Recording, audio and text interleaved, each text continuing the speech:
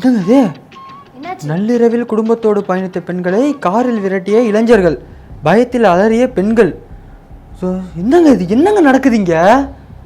ஏங்க தமிழ்நாட்டில் சட்ட ஒழுங்கு சரியா இருக்கா இல்லையா? என்னங்க இப்படி இருக்கு? நான் இந்த நியூஸை வேற மாதிரிலங்க பார்த்தேன். என்ன மாதிரி பார்த்தீங்க? அதாவது அந்த பசங்களோட காரை இந்த பொண்ணுங்க இடிச்சிட்டு போனதாகவும் அதனாலதான் அந்த பொண்ணுங்களை நாங்க துரத்துனதாகவும் கூட நான் அந்த செய்தி பார்த்தேன். ஏங்க இதுல வந்து அப்படி போடலைங்க. இங்க பாருங்க, அலறிய பெண்கள், துரத்தியது யார், நடந்தது என்ன, என்னங்க இந்த மாதிரி போட்டுக்கிட்டு இருக்காங்க. ரெண்டு வேற வேற மாதிரி இருக்கு. வருமா வராதா? ஏங்க எனக்கு புரியல, தமிழ்நாட்டில் சட்ட ஒழுங்கு சரி இருக்கா இல்லையா? கொஞ்ச நாளுக்கு முன்னாடி கடலூர்ல ஒரு குடும்பமே பீச்சுக்கு போயிருக்கு. அங்க போனா நாங்க வந்து இந்த கட்சி ஆளு, நாங்க இப்படிதான் இருப்போம் அப்படிங்கிற அங்க வந்து பேசியிருக்காங்க. இன்னைக்கு என்னன்னா ஈசிஆர்ல அந்த கார்ல பாத்தீங்களா கொடி கட்டி இருக்கு. என்னதாங்க நடக்குது சட்ட ஒழுங்கு? ஒரு பக்கம் போதை அதிகமாகிட்டு இருக்கு. எங்க நீங்க நியூஸ்லாம் பாக்கலையாங்க?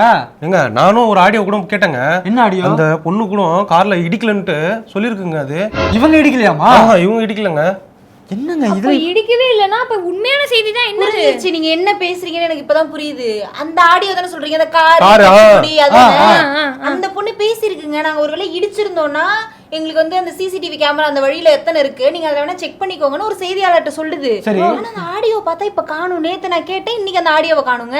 ஆனா அப்படியே இன்னொரு பிரபலமான ஒரு செய்தியில என்ன போட்டிருக்காங்க தெரியுமா? செய்தித்தாள்ல கார்ல கட்சி கொடி கட்டியிருந்தாங்கல்ல, அது வந்து ஒரு கட்சியை சேர்ந்தவங்களா? அந்த பாதிக்கப்பட்ட பெண்கள் இருக்காங்கல்ல, அவங்களும் அதே கட்சியை சேர்ந்தவங்களாம். அதனால இது சுமூகமா முடிச்சிடலாம் அப்படின்னு போலீஸ் பிளான் பண்ணிட்டு இருக்காங்களா அப்படின்னு நான் ஒரு செய்தியில பார்த்தேன். என்னங்க 4 பேருக்கு ஒரு செய்தி இருக்கு. ஏங்க எனக்கு புரியல. இப்போ நடந்துச்சுன்னா அது நடந்தபடியே என்ன நடந்திருக்குன்னு விசாரிச்சு போறதுன்னா ஒரு செய்தி சேனலோட வேலை. இப்ப அந்த அதிகார வர்க்கத்துக்காக செய்தியாளர்கள் அவங்களுக்கு தகுந்த மாதிரி போட்டுக்கிறதும் அவங்கள காப்பாத்துறதுக்காக ஒரு செய்தி போடுறதும் இருந்தா எந்த செய்தியை நம்புறது, எதை பண்றது, என்ன ஒண்ணுமே புரியலைங்க எனக்கு. செய்தி தெரிஞ்சுக்கணும்னா நியூஸ் பேப்பர் தான் பாக்குறோம், செய்தி சேனல் தான் பாக்குறோம். இப்ப இதுல ஒண்ணு இதுல ஒண்ணு இதுல ஒண்ணு இதுல ஒண்ணு இல்ல செய்தியை மறைக்கிறது, சுருக்குறது, டெலீட் பண்றது, இப்படி எல்லாம் பண்ணிட்டு இருந்தா அப்புறம் எப்படிங்க நம்ம செய்தியை நம்புறது? எனக்கு புரியவே இல்லைங்க. அதுலயும் பாருங்க, கட்சி கொடி வச்ச கார்லயே போயிட்டு இவ்வளவு தைரியமா நம்ம என்ன பண்ணாலும் நம்மள கேட்க மாட்டாங்க, அதனால என்ன வேணா பண்ணலாம் அப்படின்னு சொல்லி நினைச்சிட்டு இருக்காங்கல்ல. அப்ப இதெல்லாம் யாரோட தப்பு? தலைமை தானே. அப்ப கட்சி தலைமை தானே இவங்களை கேட்கணும். அப்படி கேட்டா தானே இவங்களுக்கு இந்த தைரியம் வராம சரி ஓகே தலைமை இருக்காங்க பாத்துக்கணும் அப்படின்ற ஒரு இது வரும். அதுவும் பண்ணல, இதுவும் இல்ல அப்படின்னா அப்ப இது வந்து அதிகார வர்க்கம்னு சொல்றதா இல்ல என்னன்னு நம்ம சொல்றது? இவங்களுக்கு இந்த கார்ல கட்சி கொடி வச்சா என்ன வேணாலும் பண்ணிக்கலாம்னு அந்த ஒரு லைசன்ஸ் மாதிரி ஆயிடுச்சு. என்ன யாரு கேப்பா, கார்ல கொடி இருக்கு என்ன யாரும் கேட்க கூடாது, என்ன கொடின்னு தெரியுதுல்ல அப்படின்னு அராஜகம் பண்றதுக்கு அது ஒரு லைசன்ஸ் உங்களுக்கு. கரெக்ட்டுங்க. ஆக்சுவலா என்னன்னா இப்போ கார்ல கொடி கட்டி இருக்குன்னா நம்ம இந்த கட்சியை சேர்ந்தவங்க, நம்ம வந்து ஒரு பொறுப்பா இருக்கணும், இந்த கட்சியில இருக்கோம் அப்படின்னு சொல்லிட்டு அவங்க வந்து கரெக்டா இருக்கணும். அப்படின்னா தலைமையில இருந்து கடுமையான ஒரு நடவடிக்கை கொடுத்தா அது கரெக்டா இருக்கும். இப்ப சென்னையிலங்க 24 வயசு பையனை வெட்டி கொண்டிருக்காங்க. அது என்னன்னு கேட்க போனா அந்த ஃப்ரெண்டு அவனையே அடிச்சு காயப்படுத்திருக்காங்க. சட்ட ஒழுங்கு என்ன நடக்குது என்னன்னு ஒன்னும் புரியலங்க. சரி எனக்கு பஸ் வந்துருச்சு, நான் கிளம்புறேன். சரி. நல்ல கூட்டம் வருது. கும்பமேளானா ரொம்ப ஸ்பெஷல் போல, எல்லாருமே போவாங்க போல இருக்கு. பரவாயில்ல, இவ்வளவு கூட்டம் வந்திருக்கே. ஏங்க அங்க பாருங்க,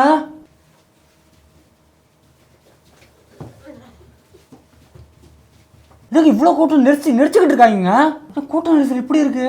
ஏங்க இங்க பாருங்க.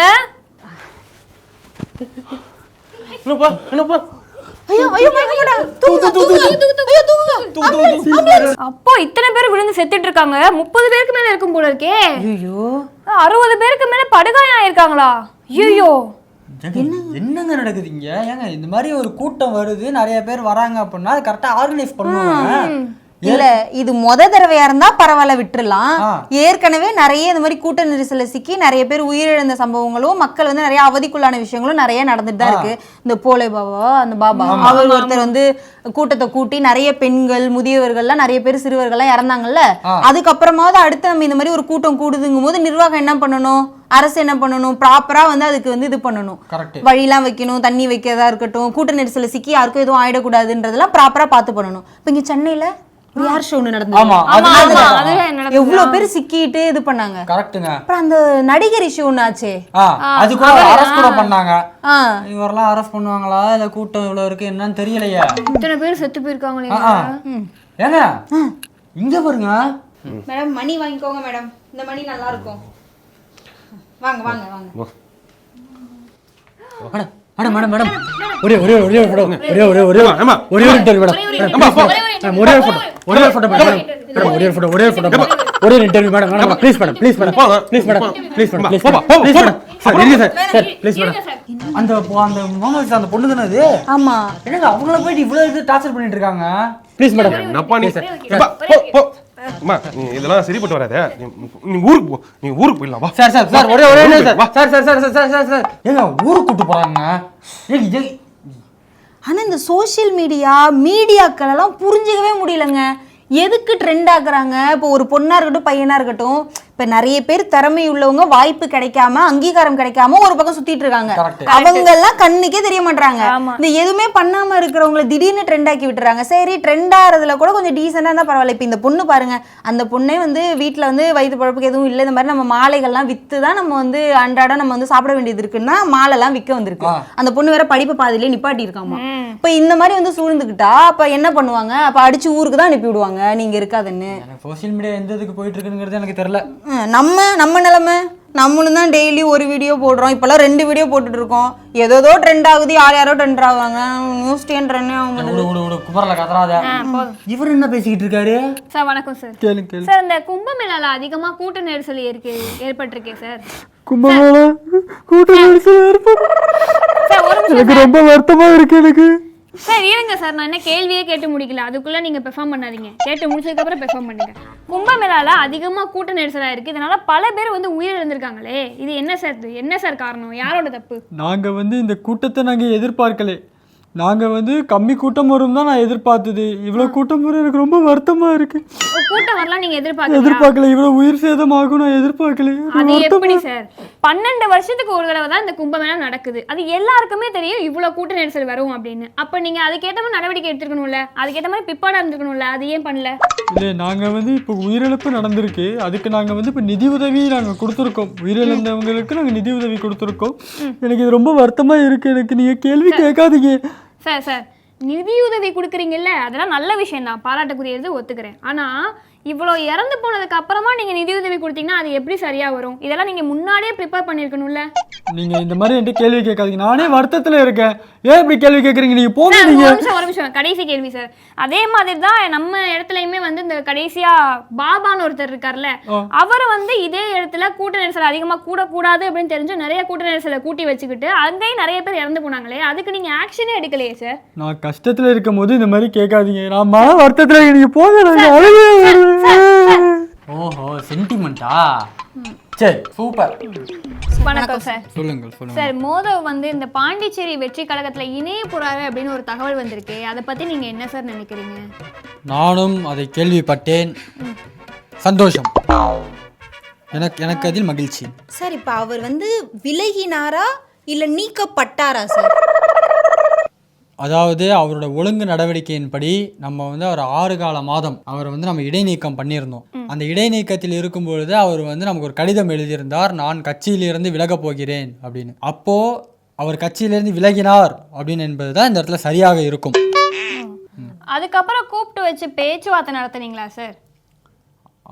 நாங்கள் வந்து பேச்சுவார்த்தை நடத்தணும். கூட்டணி கட்சியின் தலைமையை பற்றி வெளில பேசாதீங்கப்பா, அது தப்பு, இந்த மாதிரி பேச வேண்டாம், அது வந்து எனக்கும் ப்ரெஷர் ஆகுது, எனக்கும் பேக் ஃபயர் ஆகுது, பேசாதீங்கன்னு சொல்லி பல முறை நான் அறிவுறுத்தியும் யாரும் கேட்குற மாதிரி இல்லை. அந்த மாதிரி அவங்க பேசுகிறது வந்து எனக்கு சரியாகவும் படல. அதை நான் கூப்பிட்டு வச்சு பேசினேன் நானே, அது இருக்குது. சார் அந்த பேச்சுவார்த்தையை கேட்கல சார். கட்சியில சஸ்பெண்ட் பண்ணிட்டீங்க, அதுக்கப்புறம் அவர் போறேன்றாருல, ஸோ இல்லை நீங்கள் போகாதீங்க இருங்க அப்படின்ற பேச்சுவார்த்தை. நீங்கள் உங்கள் மனக்குமுறல கொட்டாதீங்க. இல்லை அப்படி இல்லைம்மா. இப்போ அது நாங்கள் வந்து இப்போனா இப்போ இடைக்கால நீக்கமாக அவரை பண்ணியிருந்தோம் 6 மாத காலம். அந்த டைமில் அந்த இடைநீக்கம் முடிஞ்சதுக்கப்புறம் தான் கூப்பிட்டு வச்சு நம்ம பேச முடியும். இந்த மாதிரி இருக்கக்கூடாது, ஒழுங்காக இருக்கணும், சரியாக நம்ம கட்சியை வழி நடத்தணும்னு சொல்லி பேச முடியும். அவர் அந்த இடைக்கால நீக்கத்தில் இருக்கும் போதே லெட்ரு கொடுத்து நான் விலகிறேன் அப்படிங்கும்போது நம்ம பேச முடியாது. நாங்கள் அதனால் பேசலை சார். அவர் போனது ஒரு வகையில் உங்களுக்கு சந்தோஷம் அப்படின்னு வெளியே பேசிக்கிறாங்களே, அது வந்து ஒரு வகையில் நமக்கு வந்து சந்தோஷம்தான். இல்லை இல்லை கொஞ்சம் வருத்தமாக தான் இருக்கிறது. வருத்தப்படுறீங்களா சார்? சந்தோஷம். நீங்கள் அடுத்த கேள்விக்கு போங்கம்மா. சார் இப்போ அவர் மோதவர்ஜுனா வந்து பாண்டிச்சேரி வெற்றி கழகத்துக்கு போகிறாரு அப்படின்னா இங்கேயுமே அவர் ஒரு நல்ல பதவியில் தான் இருந்தார். அப்போ அங்கேயும் அவருக்கு ஒரு நல்ல பெரிய பதவி கொடுப்பாங்களோ? எதிர்பார்க்கப்படுகிறது. கொடுக்க வாய்ப்பு இருக்கு. எனக்கு தெரியலம்மா அதை பத்தி. நன்றி. நன்றி.